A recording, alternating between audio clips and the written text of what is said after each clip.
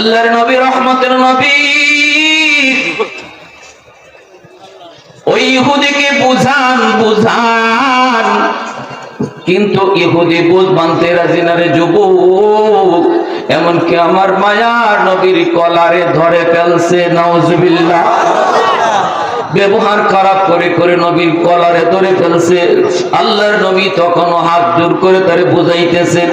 নবী তখনও ওমরকে কোনো আদেশ দেন না, ওমরের দিকেও নবী তখন তাকান না।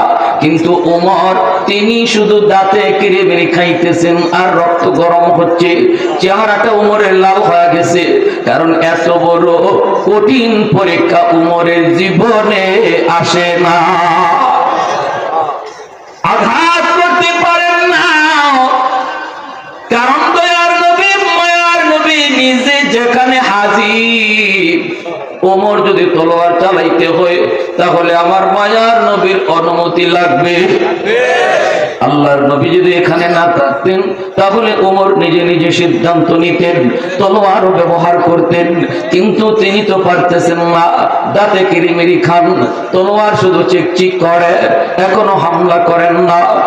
তাকে রইছেন দয়ার নবীর চেহারার দিকে। আমার নবী কোন রকম তিনি চোখের ইশারা দিয়া অনুমতি দেন কিনা এতটুকু অপেক্ষায় ওমর শুধু তাকায় রইছেন। কিন্তু না, এরপর নবী কোন ইশারা দেন না। হঠাৎ করে নবী ওমর ফারুক রাদিয়াল্লাহু তাআলা আনহুর চেহারার দিকে নবী তাকালেন। তাকায় দেখেন ওমর গোসায় ফুলে গেছেন, চেহারাটা লাল হয়ে গেছে, চোখ থেকে গোসায় পানি চলে আসছে। আমার মায়ার নবীর উপর হামলা, অথচ আমি ওমর কিছু করতে পারি না, কারণ আমার নবী অনুমতি দেন না। আশিকে রাসূল কখনো নবীর অপমান সইতে পারে না, ঠিক কি না? সাহাবায়ে কেরাম বলে আমি আমার 14 পুরুষের গালি সইতে পারি, কিন্তু আমার নবীর উপরে গালি দিলে সাহাবী সইতে পারে না। ঠিক তেমনি ভাবে আশিকে রাসূল বলেন না আমি আমার গালি সইতে পারবো, কিন্তু আমার নবীকে গালি দিলে বাংলার আশিকে রাসূল সইতে পারে না। এজন্যই নবীর বিরুদ্ধে যখনই কটাক্ষ হয়, আমার নবীর শান মান নিয়ে যখনই ব্যঙ্গ করা হয়, সত্যিকারের আশিকে রাসূল তখন রাজপথে নেমে যায়। তখনই প্রমাণিত হয় কারা খাঁটি আর কারা বেজাল, ঠিক না? বেজাল তখনই প্রমাণিত। ওমর ফারুক রাদিয়াল্লাহু তাআলা আনহু নবীজির কত বড় আশিক, কত বড় আশিক, তিনি তো কিছুই করতে পারেন না। তাকে রইছেন, নবী হঠাৎ করে তাকালেন, তাকায় দেখেন ওমর গোসায় ফুলে গেছেন, চেহারাটা লাল, চেহারাটা লাল। এই দৃশ্য দেখা মাত্রই আমার আপনার নবী হযরত ওমর ফারুক রাদিয়াল্লাহু তাআলা আনহুকে একটা ধমক দিয়ে বসলেন।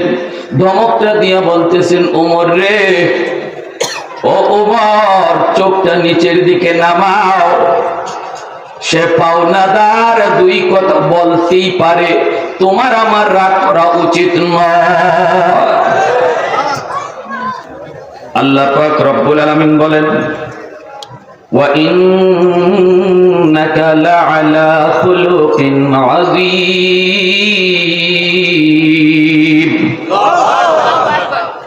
বন্ধু, কসম করে আমি আল্লাহ বলি, আমি তোমাকে খুলুকে আযীমের অধিকারী করেছি, উত্তম চরিত্রের অধিকারী করে বানাইছি। পৃথিবীর ভিতরে আমার আপনার নবীর চেয়ে উত্তম চরিত্র কারো ছিল না।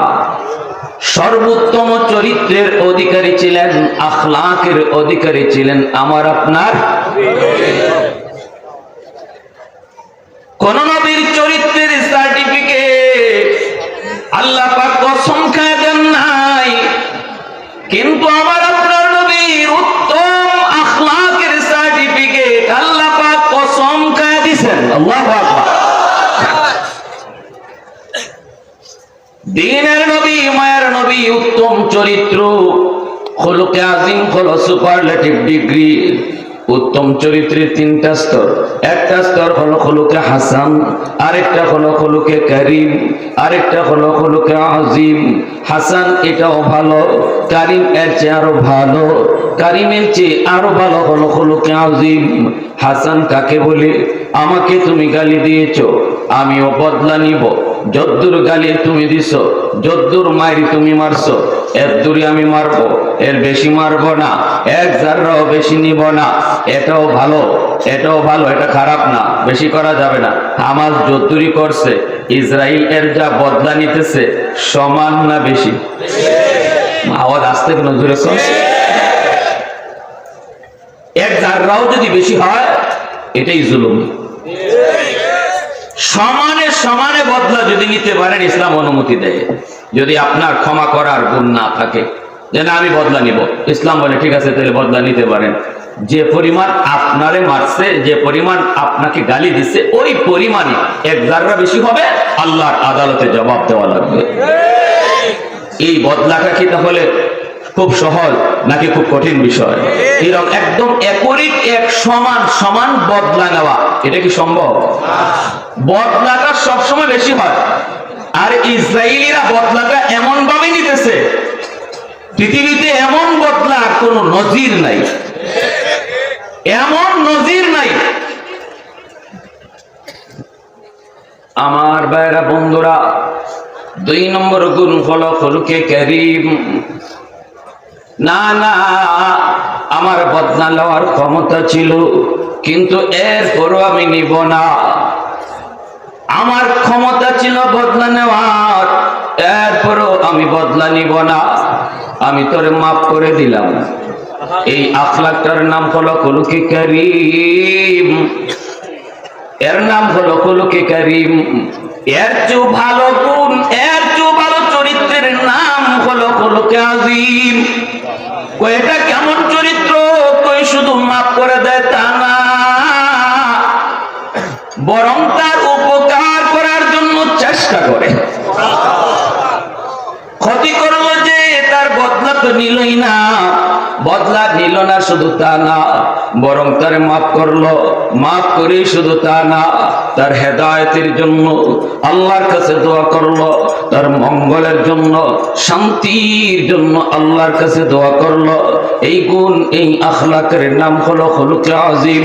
এই আখলাকটা আল্লাহ পাক আমার আপনার নবীকে আল্লাহ দান করেছে।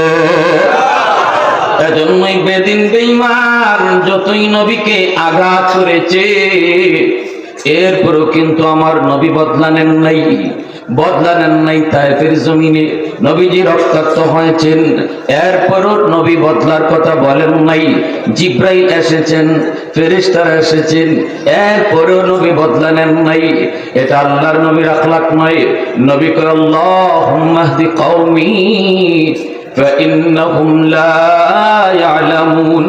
আল্লাহ আমার কম বুঝে না, এজন্য আমাকে মারছে। তুমি যদি শেষ করে দাও তাহলে কারা আমাকে নবী মানবে? ও মালিক বুঝে না, বুঝে না। আল্লাহ তুমি তাদেরকে হেদায়েত দান করো। ভাইরা আমার, খাসাইসুল কুবরা নামক কিতাবের ভিতরে লিখেন, দ্বীনের নবী, মায়ার নবী একদিন আলী রাদিয়াল্লাহু তাআলা আনহুকে সাথে নিয়ে ইহুদি একটা এলাকা দিয়ে নবী যাইতেছেন। ওই এলাকাতে যাওয়া মাত্রই একজন মুসলমান, ইহুদি পল্লীর ভিতরে একজন মুসলমান দৌড়ায় নবীর সাথে দেখা করলো, আর নবীকে ডাক দিয়ে বলতে লাগলো, নবী গো, এই পল্লীতে আমি একমাত্র একজন মুসলমান, অভাব যায় না, দুর্ভিক্ষ যায় না। আমি সবাইকে বললাম তোমরা আল্লাহকে মানো, এক আল্লাহর গোলামি করো, সত্য ধর্ম গ্রহণ করো, কারণ বিপদ আল্লাহ দেয়, বিপদ উদ্ধার করে কে? অভাবের ভিতরে ফেলায় কে? অভাব থেকে উঠায় কে? নাকি দয়াল বাবা, খাজা বাবা, জটাশা? কোন বাবাই বিপদ থেকে উদ্ধার করে না। বিপদ যিনি দেয় তিনি বিপদ থেকে উদ্ধার করে, ঠিক কিনা বলে? মুসলমান ডাক দিয়া কয়, মায়ের নবী গো, আমি আপনার কাছে বড় বিপদে পড়ে এসেছি গো নবী। এই পল্লীর সবগুলি মানুষ হলো ইহুদি, অভাব তাদের যায় না। আমি বললাম তোমরা এক আল্লাহর উপরে বিশ্বাস করো, তাহলে অভাব আল্লাহ দূর করে দিবে। নবী গো, ওরা আমার কথায় সবাই কিন্তু কালেমা পড়ে মুসলমান হয়েছে, কিন্তু অভাব তাদের যায় না, অভাব তো দূর হয় না। এখন তারা আমাকে সাফ সাফ জানায় দিছে, তোমার কথায় কালেমা পড়লাম, কিন্তু কই কই অভাব তো যায় না। যদি তুমি আমাদেরকে অভাব দূর করার কোনো পথ খুঁজে বের না করো, আমরা আবার সবাই ইহুদি ধর্মে ঢুকে যাব। ইয়া রাসূলুল্লাহ, আমি বড় একজন গরিব মানুষ, আমি ওদেরকে কেমন করে সাহায্য করব গো নবী? আমি তো চলতে পারি না, এবার বলুন আমি কি করব? দ্বীনের নবী, মায়ার নবী আলী রাদিয়াল্লাহু তাআলা আনহুর দিকে তাকালেন। আলী হলেন বাইতুল মাল সম্পাদক। নবী বলতেছেন, আলী, বাইতুল মালে তাদেরকে দেওয়ার মতো কিছু আছে কিনা বলো। আলী রাদিয়াল্লাহু তাআলা আনহু বলেন, নবী গো, একদম খালি, দেওয়ার মতো কিছুই বাইতুল মালে নাই। ওই অবস্থায় দ্বীনের নবী টেনশনে পড়ে গেলেন, কিভাবে ওই বসতির মানুষগুলাকে আল্লাহর নবী সাহায্য করবেন, ত্রাণ দিবেন। হঠাৎ করে একজন ইহুদি, ধনী একজন ইহুদি আল্লাহর নবীর কাছে আইসা বলতেছে, মুহাম্মদ, এই মুহূর্তে আমি তোমাকে সাহায্য করতে পারি। আমার কাছে 40 মিসকাল স্বর্ণ মুদ্রা আছে, আমি তোমাকে 40 মিসকাল স্বর্ণ মুদ্রা দিয়ে দেব, বিনিময়ে আমাকে 3 মাস পর 40 মণ খেজুর দেওয়া লাগবে। আল্লাহর নবী বলেন, ঠিক আছে, আমি মেনে নিলাম, 3 মাস পরে আমার খেজুর পাকবে, তোমাকে 40 মণ খেজুরই দেব। এখন আমাকে তুমি এতটুকু দিয়ে সাহায্য করো। আল্লাহর নবী 3 মাসের টাইম নিয়া তার কাছ থেকে 40 মিসকাল স্বর্ণ মুদ্রা মায়ার নবী ইহুদি বসতির মানুষগুলার ভিতরে বন্টন করে দিলেন। দিন যায় রাত যায়, দিন যায় রাত যায়। 3 মাসে কয়দিন হয়? কতদিন? 1 দিন, 2 দিন, 3 দিন, 30 দিন, 40 দিন, 50 দিন, 60 দিন, 70, 80, 87 দিন পার হয়ে গেল, আর মাত্র বাকি আছে 3 দিন। বাকি আছে কই দিন? মায়ার নবী, দয়ার নবীর ভালো করে মনে আছে, আল্লাহর নবীর ভালো করে মনে আছে, আর 3 দিন পরে ইহুদির এই খেজুর দেওয়া লাগবে। নবীজি ভালো করে সেটা জানেন। আল্লাহর নবী এই বসতি দিয়া যাইতেছেন, বাকি আছে 3 দিন। নবীর সাথে হলেন হযরত ওমর ফারুক রাদিয়াল্লাহু তাআলা আনহু। আল্লাহর নবী ওই বসতিতে যাওয়া মাত্রই ওই রাস্তা দিয়া যান, আর ওই ইহুদি যে সাহায্য করেছিল দ্বীনের নবী, মায়ার নবী, রাস্তা আটকা দিছে। রাস্তা আটকা বলতেছে, মুহাম্মদ, আমার খেজুর দাও, এখনই আমার খেজুর দাও। আল্লাহর নবী বলেন, ভাই, খেজুর দেওয়ার টাইম আরো 3 দিন বাকি আছে। তুমি মনে করেছো আমি ভুলে গেছি? না না, আমি ভুলি নাই, ভুলি নাই, 3 দিন আরো বাকি আছে। ইহুদি কয়, মুহাম্মদ, আমি 3 দিন বুঝি না, আমার খেজুর এখন লাগবে। আচরণটা ভালো না খারাপ? জোরে বলেন। হিটলার সব ইহুদিরে মাইরা কয়েকটা ইহুদিরে দুনিয়ায় রাখিয়া গেছে, আর হিটলার কইছে সব ইহুদি মারছি, কিন্তু কয়েকটা কেন রাখছি? পৃথিবীর মানুষ যেন টের পায় কেন আমি ইহুদি মারছিলাম। ঠিক না? পৃথিবীর মানুষ যেন বুঝে যে আমি ইহুদি কেন মারছি, এজন্য কয়েকটা বীজ রেখে গেছি, আর এই বীজ গুলাই এখন এই দুনিয়াটারে ফাসাদ আর সন্ত্রাস দিয়ে ভরাই ফেলছে। দ্বীনের নবী, মায়ার নবী বলতেছেন, ভাই, একটু বোঝার চেষ্টা করো,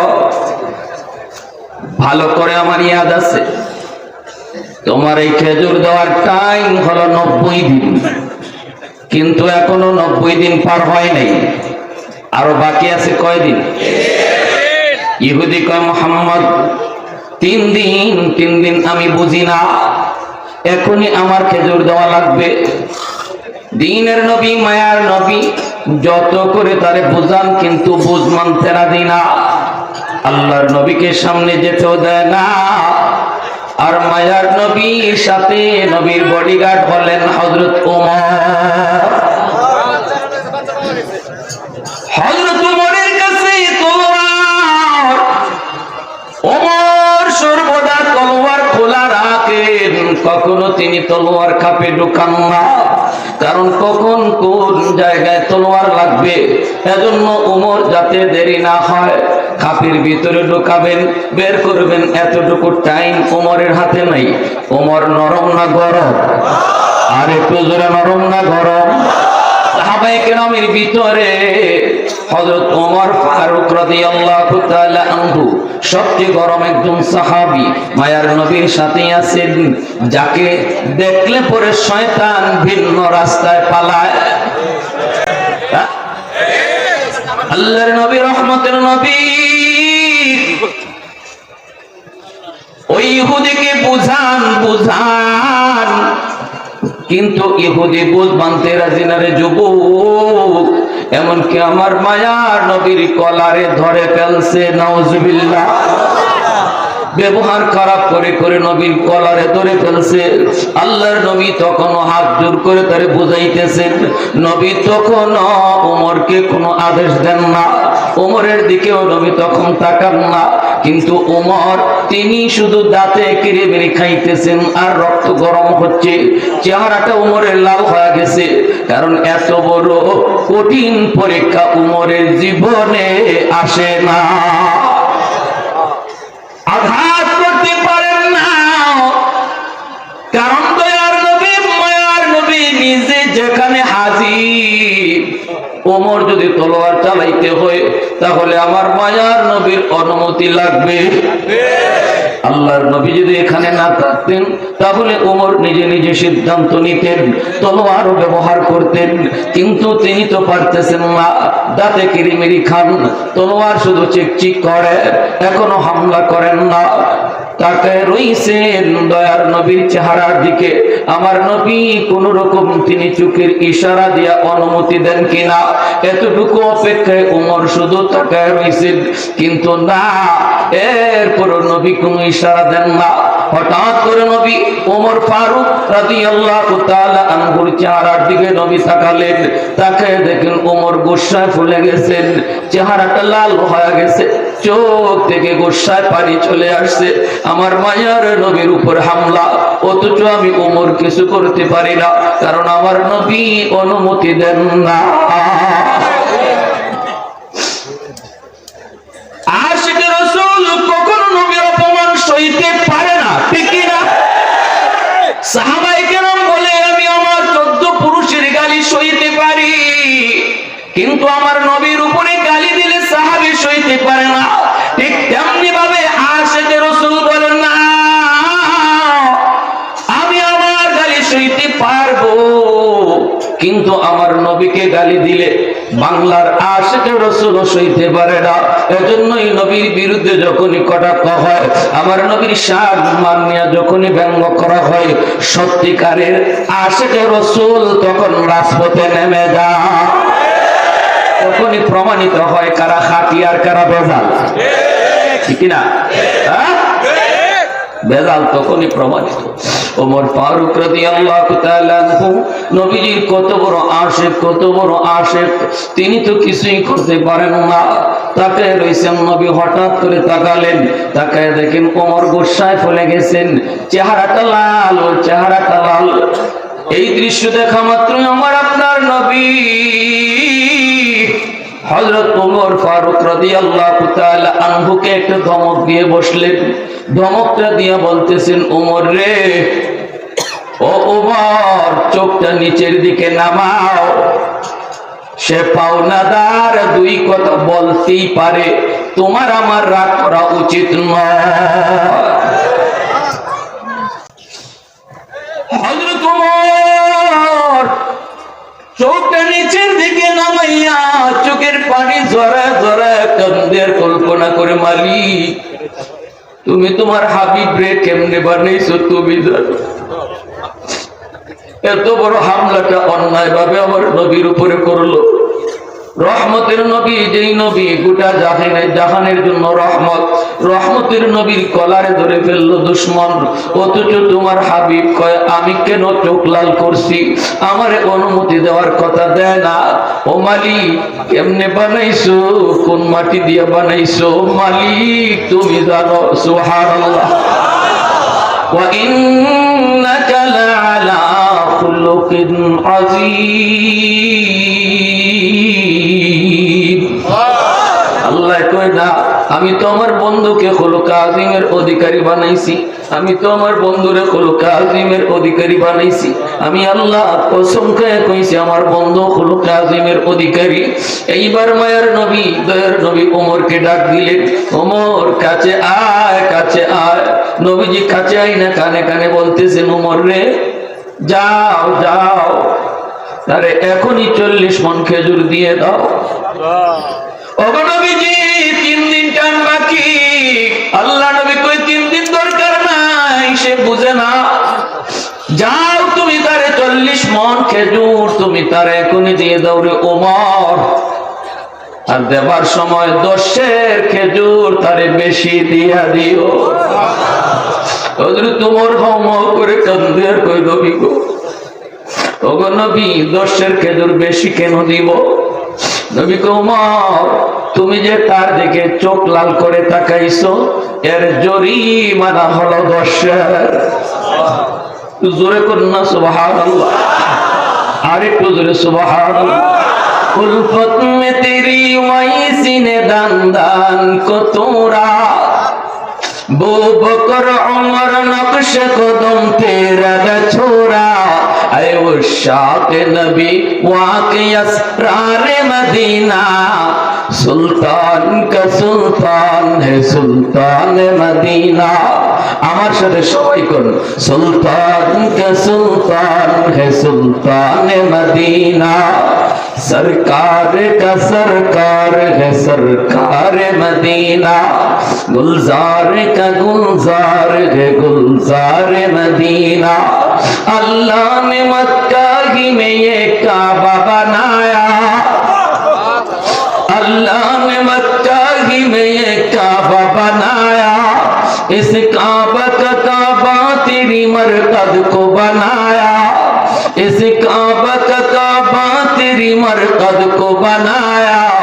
ऐसा लम्हा जी चले जा राह मदीना, सुल्तान का सुल्तान है सुल्तान मदीना, सरकार का सरकार है सरकार मदीना, गुलजार का गुलजार है गुलजार मदीना। मोहब्बतेर साथे सबाई कोन अल्लाहु আকবার। दीনের নবী মায়ার নবী ওমর পাওনাদার দুই কথা বলতেই পারে, এটা তার হক। যদি পাওনাদার দুই কথা বলতে কিছু অন্যায় করে ফেলে তুমি হজম করার ক্ষমতা রাখো, এটা হলো আমার নবীর সুন্নাত, এটা হলো নবীর আদর্শ। পাওনাদার তোমার কাছে পাওনার টাকা চাইতেই পারে, এটা তার অপরাধ নয়, বরং পাওনা টাকা চাইতে যদি একটু কড়া ভাষা ব্যবহার করে, তোমার আমার কড়া ভাষা ব্যবহার করা নবীর আখলাক নয়, ঠিক কি না? কারণ সে আমাকে সাহায্য করেছে, বিপদের সময় সে সাহায্য করেছে, এখন সে তার টাকা চাওয়ার জন্য একটু কঠিন ভাষা ব্যবহার করলে হজম করার ক্ষমতা থাকতে হবে।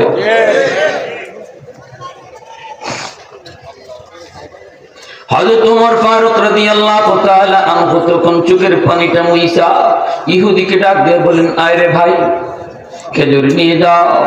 নিয়ে গেলেন, বাইতুল মাল থেকে 40 মণ খেজুর দিচ্ছেন। ওমরের চোখ মুখ এখনো লাল, এখনো তার চোখ দিয়ে পানি পড়ে। আমার নবীর ধৈর্য, নবীর ধৈর্যের কথা ইয়াদ করে ওমর এখনো নরম, এখনো নরম, ভিতরে ভিতরে খুব গরম। খেজুর দিতেছেন ওমর, কিন্তু কথা নাই, বার্তা নাই, আওয়াজ নাই, কোনো কথা নাই।